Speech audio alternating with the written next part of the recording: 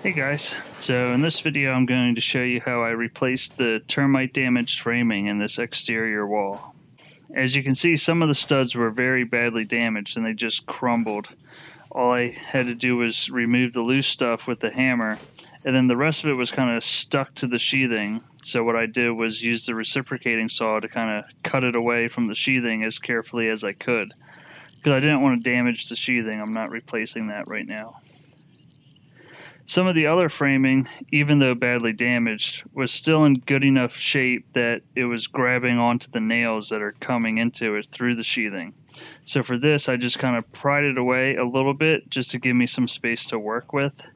And then I used the reciprocating saw to cut the nails. Once again, being careful to not cut the sheathing or the trim that goes around the window.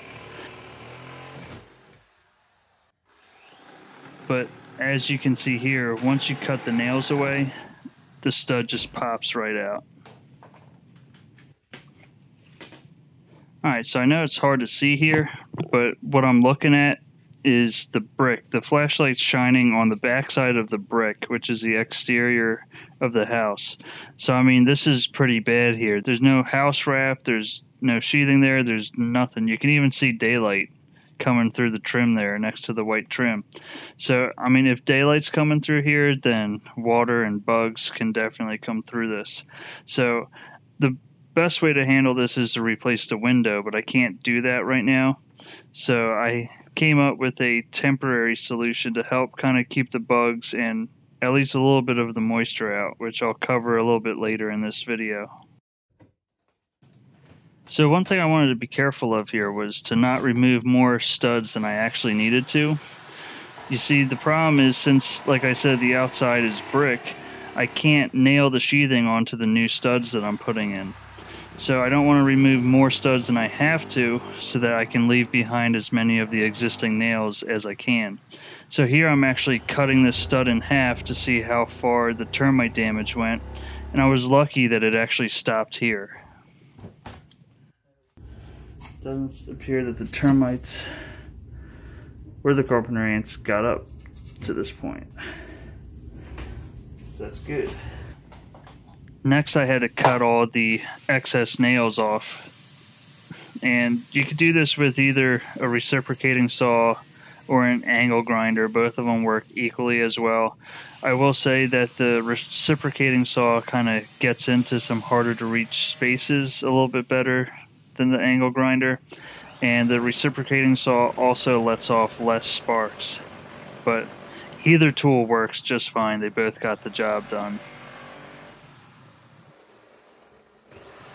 So until I can replace this sheathing, I need a temporary solution to help keep out the bugs and any moisture if I can. Now, it's really hard to well, let's be honest, it's impossible to waterproof this thing from the inside like this. So just using stuff that I already had on hand, I decided to try this landscape fabric. And I thought stapling this on will definitely keep the bugs out because it'll seal the holes up. And I mean, that's the main concern that I have with this, is just trying to keep the bugs out, because we do have a pest problem in this house. But with that being said, I also had some Flex Seal laying around, so I figured it couldn't hurt to spray this on there. And my hope is that it'll at least keep any moisture away from the insulation so I don't have any mold problems. So now it's time to install all the new stuff. Here I'm just putting some glue down to re-secure this bottom sill plate. It did get damaged by the termites, but it wasn't badly damaged enough that I felt like I had to tear it out. There are some other sill plates that I will have to tear out and replace, and I'll actually be covering that in a future video. So ideally I would be replacing the window right now, but unfortunately that's not in the budget, which, as a matter of fact, you can help me with my budget simply by liking this video, subscribing to my channel, or by checking out my website. But the point is, the fact that I'm not replacing the window right now means that I have to rely heavily on construction adhesive to fasten the studs to the sheathing. See, if I were replacing the window, I would be taking all of the bricks down around the window outside so I could replace the sheathing, and then I could just nail the sheathing onto my new framing. But since I'm not doing that right now, I don't have that option.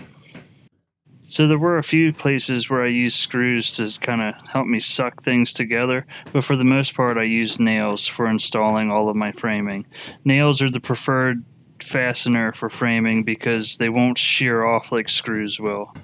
You know, if there's any lateral force on them, a nail will bend, whereas a screw will just snap in half. So this last stud was a little bit tricky to install, just because I needed to make sure that between this stud and the one to the left of it, there was 14.5 inches of space. I believe that's what it was. I needed it to be spaced correctly for the insulation that I'm using.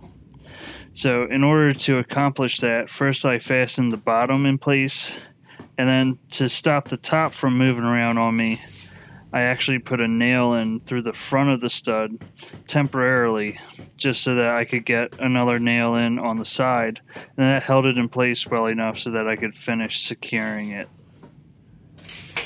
So that's it for this one. I hope you found this useful. In the next video on this topic, I will show you how I'm replacing the sill plates that have been rotted out and termite damaged, one of which is on a load-bearing wall. So that'll be up, maybe not the next video, but the next video on this topic. So again, thanks for watching. Give me a like, subscribe to my channel, and I'll catch you on the next one.